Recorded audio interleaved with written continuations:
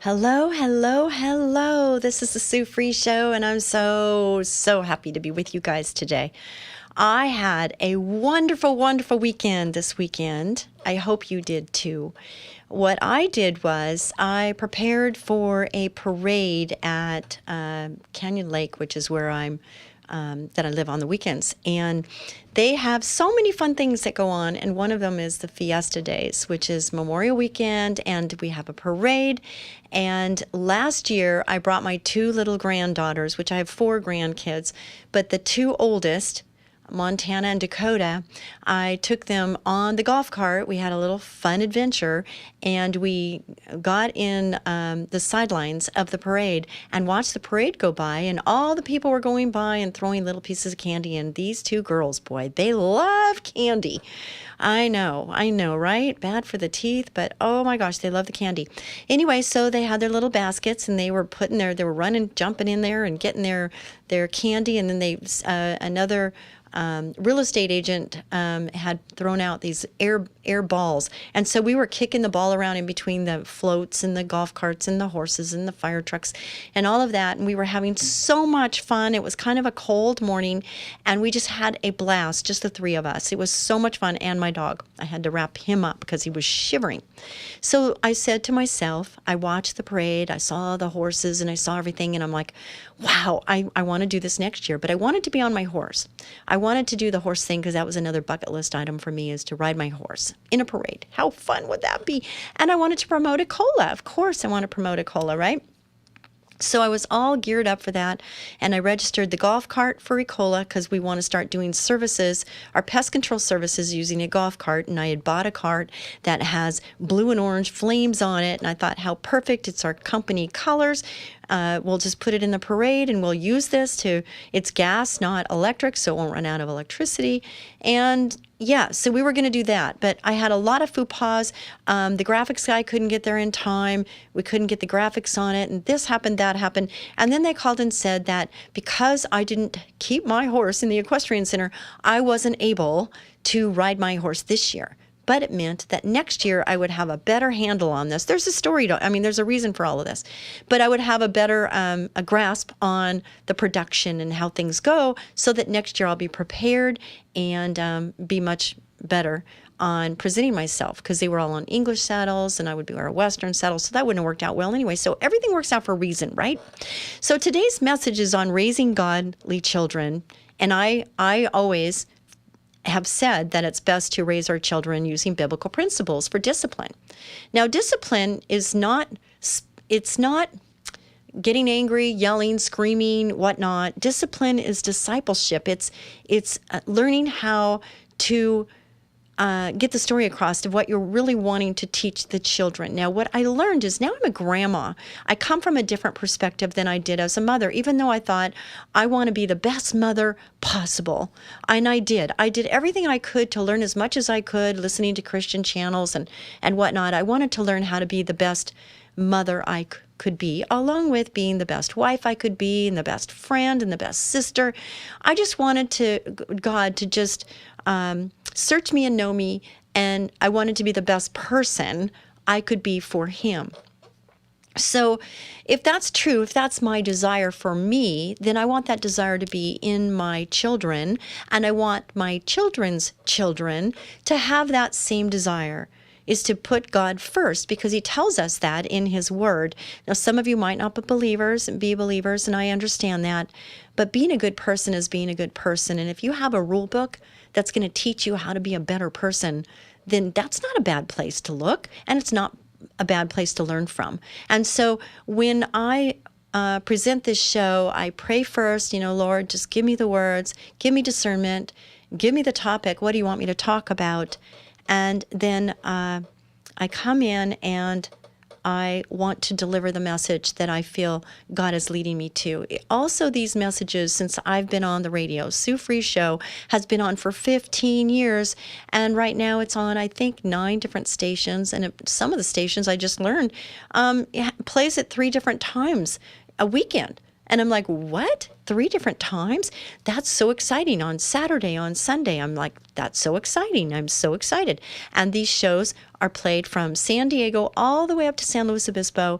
So if you're in any of those areas, you can find the Sue Fries Show, or on air by going to Sue Fries, spelled like fries, one word.com. You can find my podcast there. You can look up videos, because I'm live right now on YouTube, and I'm live on Sue Fries Show on Facebook. And it's on Tuesdays around noon. And so I welcome you to watch, listen, enjoy, and learn, hopefully. I come from a perspective of what God wants me to do, which is to love people. He says to love me with all your heart, soul, mind, and body, and love thy neighbor as thyself. Well, who's your neighbor? Everybody.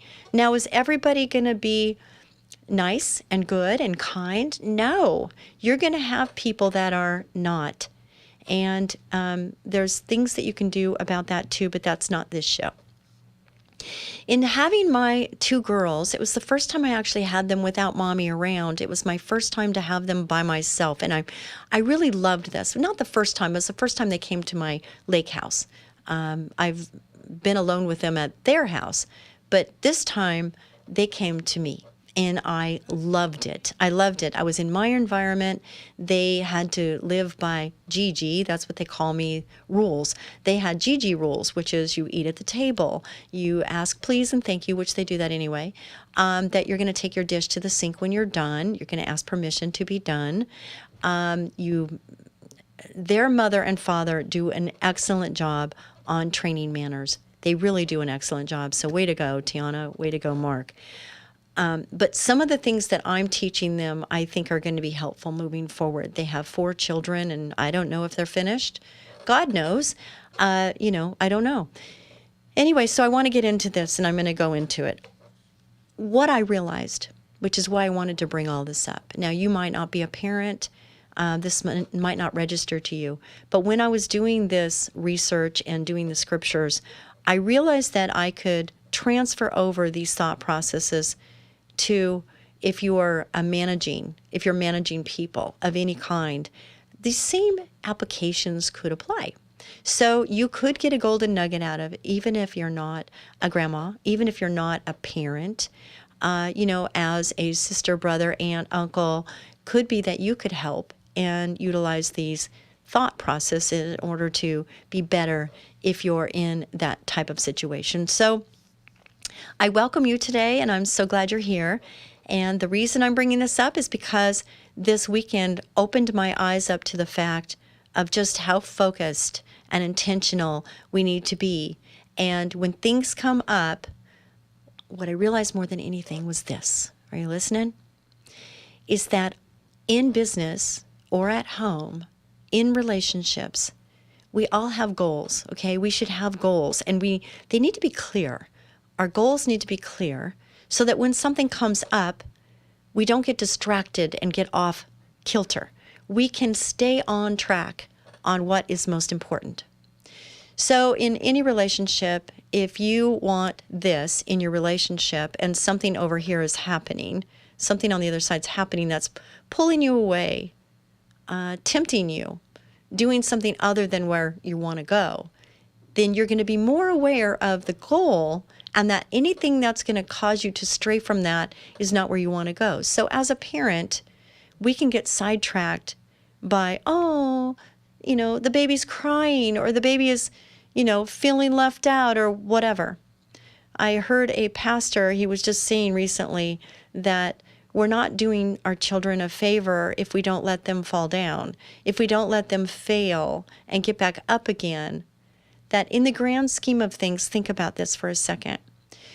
Do we want to train our kids how to survive, thrive in their adulthood, in their teenage years? When they're working their first job and they get, something went wrong, okay? They made a mistake. They did something wrong. And they could go into the corner like my little granddaughter does. She goes under the pool table and cries. She has a fit. And our grown-up children sometimes will go, oh, okay, all right for you, and they walk out. That's kind of like the same thing, isn't it? When someone walks out and just says, I've had enough, or I need a break, and they walk away from the situation. It's almost like my little granddaughter who didn't get her way, and she goes underneath the pool table and cries and cries and, I want, and never stops, just keeps on going and going. And if that works for her, then she's going to continue doing it. If we don't go into it, if we don't, give her what she wants, then maybe she'll stop doing it because it's not working for her anymore. Do you understand what I'm saying? So in discipline, if our goal is what?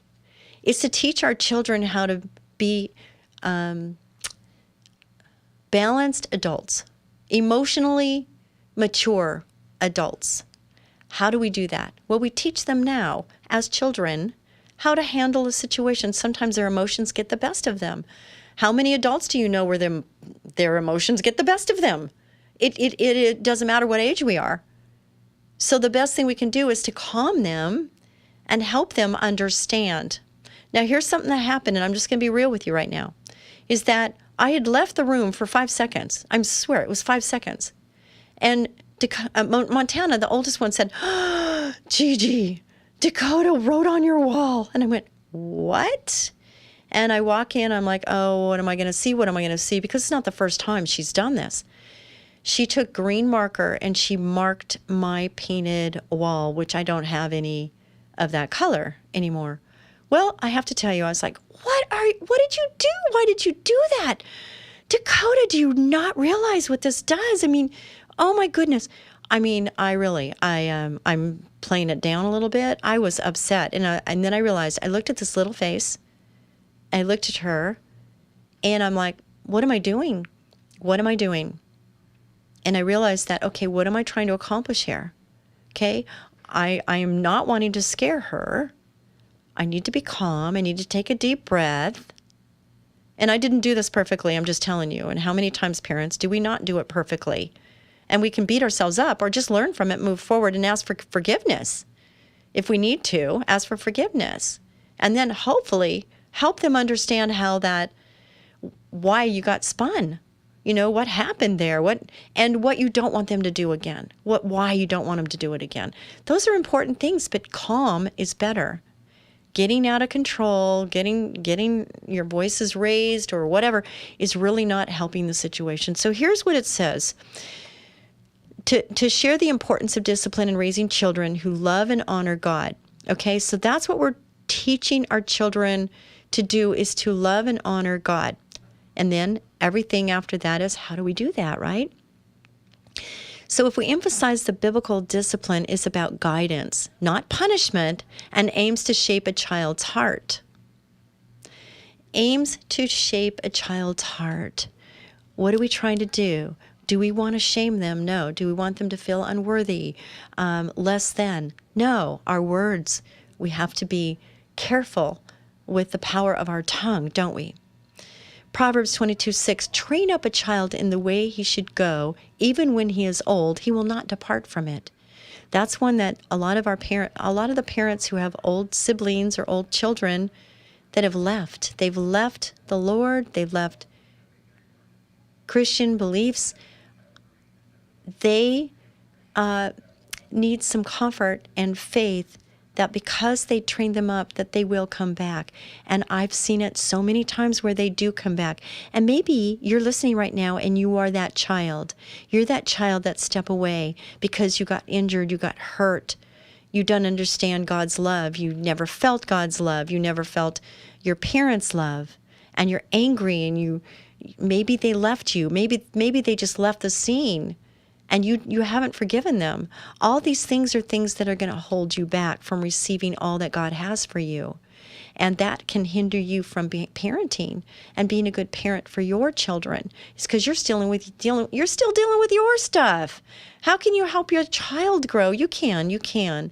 But being aware of your own situation, your own life, your own heart can help you with helping your child with theirs. Train up a child in the way he should go, even when he is old, will not depart from it. This verse sets the tone of discipline as intentional, loving training. Discipline means biblically. Key scriptures, practical tips, addressing common challenges. These are the things that we're going to be talking about in the next minutes here. And I'm hoping that wherever you are, you're going to get something. I know you will. I have faith that you will. You know why? Because, whether you're dealing with people in your church, you're dealing with people at work, or you're dealing with children that are related to you somehow, this is going to help. In the Bible, it teaches corrective behavior. It's not harsh. It's about guiding children toward godliness, not just controlling behavior. Kind of like putting marker on the paint thing. It's not putting marker on the paint. And I asked her why she did it. She says, because I didn't have paper. Oh my goodness, she didn't have paper, so let's draw on the walls.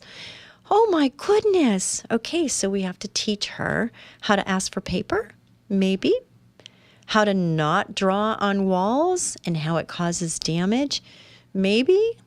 Yeah, I would say so.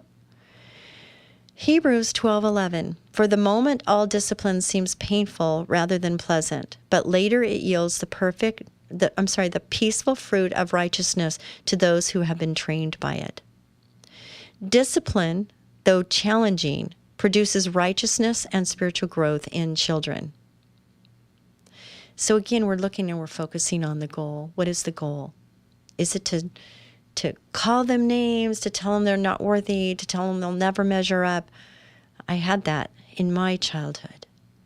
And I think it made me stronger because I went through that, but it also made me feel unloved and unworthy for a long period until the Lord washed me clean white as snow and helped me understand the love of Him, that He is my daddy, my Abba, Father. And, not everybody's cut out to be a mother or a father. They're just not cut out because they haven't got the healing or forgiveness or whatever they needed in order for them to be whole. And that might be you too. If it is, there's hope and there's faith as long as there's breath. Proverbs 13:24, whoever spares the rod hates his son, but he who loves him is diligent to discipline him. Now, this is a really interesting because times have changed, and, we talk about abuse. And when we're angry is not the best time to use a rod or a spanking, a wooden spoon, a hand. People have different references and decisions and the way they feel about that. Okay? I didn't spank my children often, but there were times when I did. But what I did need to know is I could not do it in the heat of anger, that I needed to get a hold of myself. I had to take 10 breaths. I had to count to 10 and think about what it was I was trying to train my child. Okay? Walking across the street is danger zone for me. If you walk across the street and you're not holding a hand, that's danger zone. And if they step off that curb, they're going to get a spanking, because they need to know just how important it is that they hold my hand and that they are safe. I tell them how much I love them, and because I love them, I want them safe. And if they do something that's not going to be safe, they're going to be in trouble for it. So the rod is a metaphor for correction. It is. But it also, if we deny it, if we don't spank and we go, oh, just don't do that again, sometimes that's not enough. Would you agree? I agree. Love drives discipline, not anger. So make sure that you're not angry. You cannot be angry and spank because you're going to spank too hard. They say that if you leave a handprint on any part of the body, it is too hard. And I agree with that. I do. We've got to be careful in our discipline. And discipline, listen to this. Discipline should be consistent, fair, and aimed at the heart, not just outward behavior. So do I deal with marking of the wall, or do I talk about the heart? And, is she, why? And she's not going to have the words at 3.5. She's not going to be able to explain herself. But she did say, I didn't have paper. So we're going to start there. What's one area where you struggle to discipline your child lovingly? Is there a space? Encourage listeners. I'm encouraging all of you to reflect or share a time when you felt that you weren't in the right place, or maybe you just didn't know how to handle it. I will tell you that way back when, I tell people this, is that you have to be ahead of the age in which you're in. If your 5-year-old does something wrong, to tell her that she can't have the keys, it's not really going to work, is it? But if you tell her that she's not going to be able to go do this or do that, if she wants to go play outside, if she wants to go to the beach, if we hold something away because their behavior is not correct, they have to think about their choices, which is a good thing. Our children need to learn how to choose right from wrong. They need to choose. And they have that ability to do that, and it's based on consequences. My mom used to say, Sue, you have choices every minute of your life, and you will reap the reward or suffer the consequence for your choices. So make sure when you're thinking about your choices about the big picture. She used to tell me that. And I'm telling you that the goal is you want to train your child up in the Word of God to where they don't depart from it. And you want to discipline them to make disciples out of them, because discipline is disciple. That's what it means. So we discipline with love and patience. Colossians 3:21, fathers, do not provoke your children, lest they become discouraged. I've seen this so much, and it's not just fathers, it's mothers too. It's their words, their choice of words, doing things in a manner which doesn't build them up. It doesn't help them become better people. It tears them down. And I think parents sometimes just don't even realize the power of their tongue. They don't realize, and this, as adults, sometimes we don't realize that to other adults either. It's that it doesn't mean just parent to child. It means just the power of our tongue. Out of the desires of your heart, your mouth speaks. What's in your heart?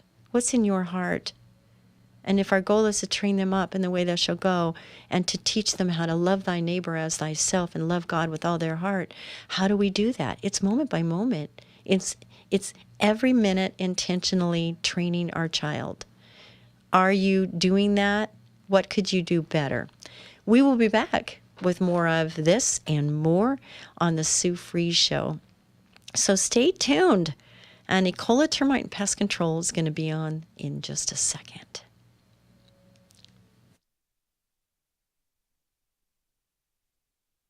When I was 2 years old, I had a life-threatening asthma attack. And as a mom, I was worried. It was a big reason for pioneering our eco-friendly pest and termite treatments. With our dynamic selection of non-chemical and alternative treatments, we achieve effective results that fit the concerns for the health of your families, children, pets, and the environment. From San Diego to San Luis Obispo, when you have a pest problem, call today. Ecola, powerful termite and pest control. As gentle as a butterfly. Thank you so much, Ecola Termite and Pest Control, for sponsoring this show. If you'd like to sponsor this show, I'd like to talk to you. How do you do that? Just get a hold of me by going to Sue Fries, spelt like friesoneword.com, and connect with me there and tell me you're a company, you're a business, and you're interested, but you don't know how to do it. And I will help you. I'll walk you through the process. And after you put your toe in the water and you test it on my show, it's really inexpensive, but it'll get your name out there. You can see how it works for you. And then once it works for you, then I will connect you to a person that can take you to the next and the next and the next steps. So thank you, Ecola Termite and Pest Control, for sponsoring this show. And we are talking about disciplining our children, or maybe it's disciplining our people at work. Maybe it's something to do with church. So listen to this and see if it works for you. Discipline should build up, not tear down. Avoid harsh words or actions that discourage a child's spirit. That seems easy, doesn't it? But sometimes it's not. Because sometimes they do things that you're going, oh my goodness, I can't believe you just did that. Instead of yelling, calmly explain why a behavior is wrong. Referencing Exodus 20:16, you shall not bear false witness. So being honest with them, honest, truthful with them is always the best. They want to be able to trust you and trust that your word is truth. Don't tell them something you're not going to do. Just stay faithful in your words and be honest and truthful with everything that you do. And if you mess up, which you will, I did, we will, you just tell them you're sorry, because that's a lesson in itself, is it not? I have people that I've known for a long time that they don't know how to say they're sorry. They just won't assume or they don't take responsibility for their own actions. It's always somebody else's fault. Do you know anybody like that? Is it you? Whew.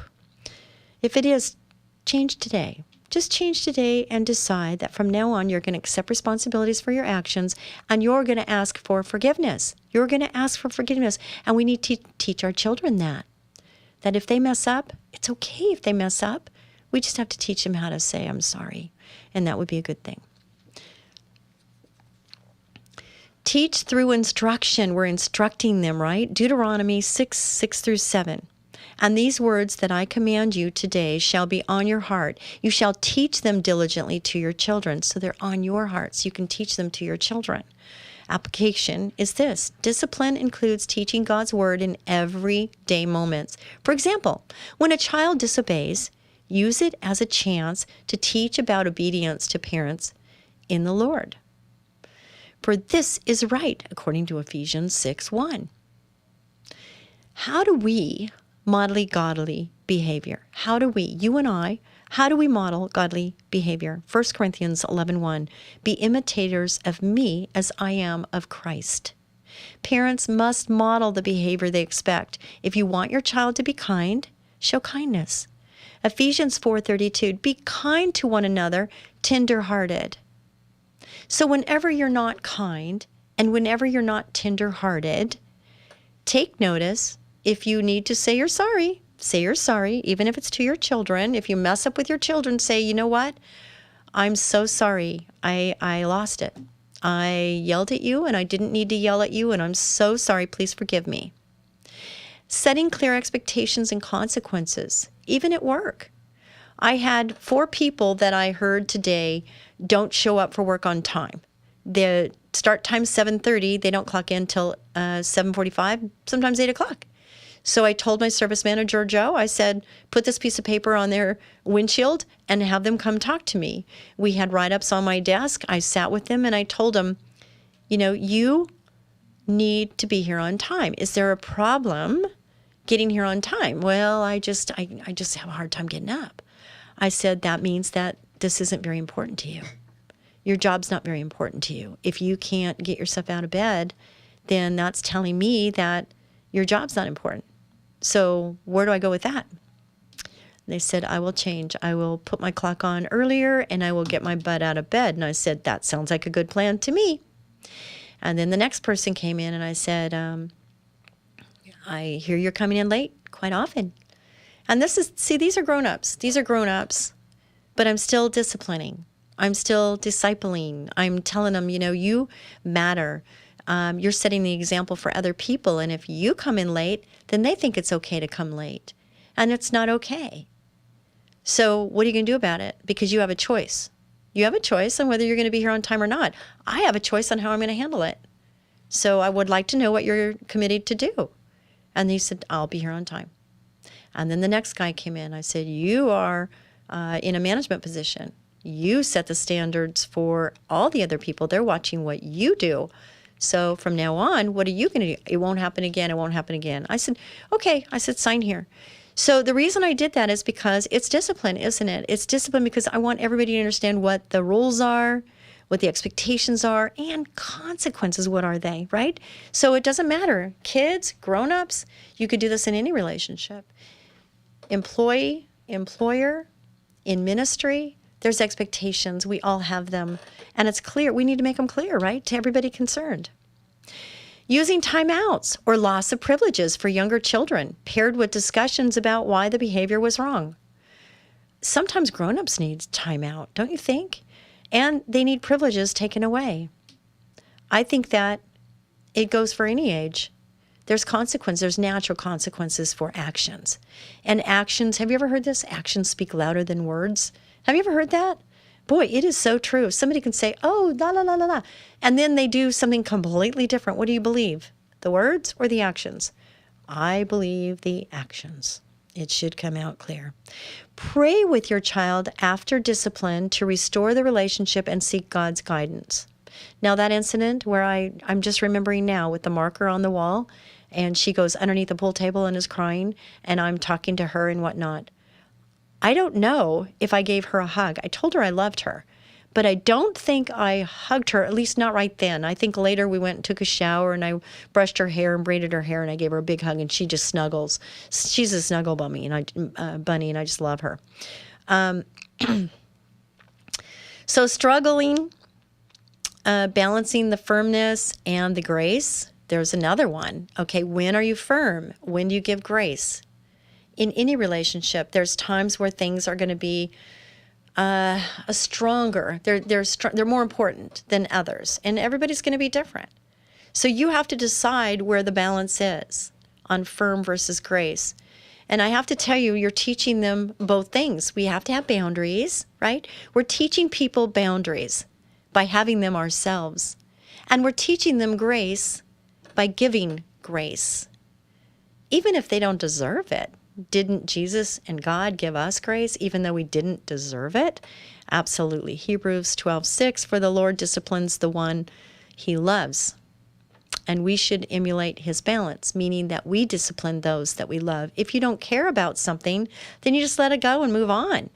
But it's something where you do care about it and you care about that person, then you're going to want to take the time to gain understanding, to clarify expectations, so that you can move forward in a more harmonious relationship. And child to grown-up, parent to child, we need to teach them how to grow up and be wonderful adults. And they watch you. They watch you. There's a song saying, Dad, I'm watching you. I'm going to pray. I pray next to you because, Dad, I'm watching you. I love that song. And it's so true because they watch everything we do. And I want to make sure that what they see is emulating God. How about you? Here's a question. What if my child keeps repeating the same behavior? And here's a reference for that. Proverbs 29:17. Discipline your son, and he will give you rest. He will give delight to your heart. Excuse me. Suggest consistency and prayer. So I am suggesting consistency and prayer because we need prayer. We need prayer. We need calm. Search me and know me, O God, if there's any evil way. Pluck it out of me. Get it out. And I pray that all the time. It's one of my favorite verses. So evaluate if the consequence fits the behavior and if child understands the biblical reason behind it. Isn't this so special? It's so special every moment of every day, the intentions of everything from potty training to table manners to saying excuse me before interrupting to washing your hands after you go to the bathroom, telling a parent that you need to go potty so that you can get things done and have the assistance you need in order to be successful. All these things are so important. How do I discipline without feeling like I'm too harsh? How many of you want to know the answer to that? Ephesians 6:4. Fathers, do not exasperate your child. Instead, bring them up in the training and instruction of the Lord. So if you feel you're exasperating your child, then let up. You're going too far. Take a moment to pray before discipline to ensure your heart is calm. It's so true. You do not want to be harsh. You do not want to have too much upsetness inside of you. You want to be calm and you want to remember the goal. The goal is to teach them. What are you teaching them? Are you teaching them to be angry? Are you teaching them to evaluate the situation and be a mature child, a mature adult in the situation? Philippians 2:3-4. Do nothing from selfish ambition, but in humility count others more significant than yourselves and discuss generosity. Generosity is like the parade. I don't know if I think at the beginning I talked about the parade and how they were receiving candy from the parade before last year. They were on the sidelines and receiving what was being given to them. They were watching the parade, enjoying it and whatever. And then this year, they were in the back of the Ecola truck, and they had each a bag of candy that I got from Costco. And they were throwing the candy out to the children that they were last year. So we taught receiving last year. And then this year they were in the parade, waving to people, saying hi, and also throwing candy out to the children, which is giving. They like receiving better than giving. They're just being honest children, but the lesson's still being learned. It's still being taught, it's being learned, and it's a good thing to do. So, biblical discipline is loving, instructive, and aimed at shaping a child's heart of God. That's what we're trying to do. And sometimes moms, dads, it's exhausting. Don't I know it? I'm a grandma now, and I don't have the stamina of my daughter or you young moms out there, but I'm doing my best to hang in there. But I do know that I am intentional with every moment. I am doing my best to be present in the moment. I am feeding them even though they just eat and they take 2 bites and then they leave, and 10 minutes later, I'm hungry. And I'm like, okay. But I make them stay in their chair. They don't eat around the house. Their goals or their boundaries are, we eat in the kitchen, we eat at the table, we have table manners, and we wait till we're finished, and then we get up, and that's it. Now, I know there's parents out there that just let their kids just go roam with their food, and food gets all over everything, even in the car. You know, do they really need to eat for that 15 minutes to the next place, or that 30 minutes? Could they go 30 minutes without eating? I think so. Maybe a book would be better. Maybe a little game that they can play while they're there. Maybe not the phone, because the phones aren't good for them. Find something that they can be active, that they're learning while they're riding in the car, and I think that would be helpful. So I'm going to give you these scriptures because I think it's important. So Proverbs 22:6, start children off on the way they should go, and even when they are old, they will not turn from it. So I don't know where you are in this process of age, but wherever you are, it's not too late. Start now. Hebrews 12:11, no discipline seems pleasant at the time, but painful. Later on, however, it produces a harvest of righteousness and peace for those who have been trained by it. This is so true. The sooner we train them, the better off it's going to be.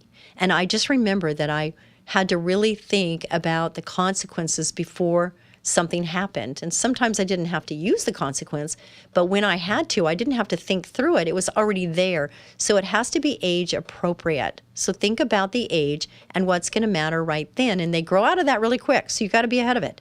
It can get away from you. It so can, believe me. I was so happy when I had it there, and when I didn't, I'm like, oh my gosh, what do I do under this circumstances? And even now with my employees, I'm thinking, what is the natural consequence for this? What's the natural consequence for showing up 15, 30 minutes late? Well, maybe it's stay home today. Maybe that's it. Maybe that's what they need to do. Or an inspector who doesn't turn in his paperwork every day. Well, maybe he needs to just not have any new inspections. I don't know, but maybe that would be a consequence that would cause them to get on track really quick. I think it might. Ephesians 6:4, fathers, do not exasperate your children. Instead, bring them up in the training and instruction of the Lord.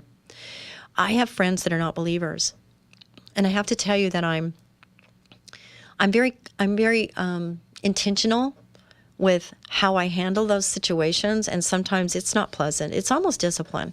It's almost like I'm not disciplining, but I'm discipling. That's what it is. I'm discipling them. I'm bringing them hopefully closer to the Lord. And if I can be around people and they become better people because they are friends with me or they're around me, then I've done something good in my life. I've impacted them in a positive way. The other way, if I'm angry all the time, if I'm stressed out all the time, if my words aren't true, if they're not uplifting, if they're not encouraging, and I am not the light in the darkness, I am the darkness. I'm not. But if I ever was, I would not want to be that. How about you? Check where you are. Where are you in this thing? Are you a light? Are you bringing love and kindness into the room, into a relationship? Or are you the woe is me, the victim, the person who, no matter what happens, it's just not it. It's not, it isn't. It's, oh my goodness, it's so tiring to be around people like that. And if you are that, it might be why you don't have people wanting to invite you over. Maybe it's something where you could make a difference, a little change, just a little tiny tweak in maybe your words, maybe in your hygiene, maybe. I don't know. It could be anything. But, just take a look, search you and know you. And if there's anything you can do to spruce it up, make it better, it could be helpful and healthy for you. Discipline is a privilege. To steward God's gift of children, it's a privilege. It's not a chore. It's a privilege. So understand that. You've been given a gift and treat it as such. It's a gift. Study the reference scriptures. Pray for wisdom in parenting, James 1:5, and discuss the topic with their spouse or church community. You could even do that. Discuss this topic with your spouse or church community. So, do you know what the definition of biblical discipline is? I had to look it up, so I'm going to share it with you. Are you ready? Biblical discipline, as outlined in the document, is about teaching and correcting behavior with love, not harshness. So if you're ever harsh, think about that. Are you doing it the way God wants? No.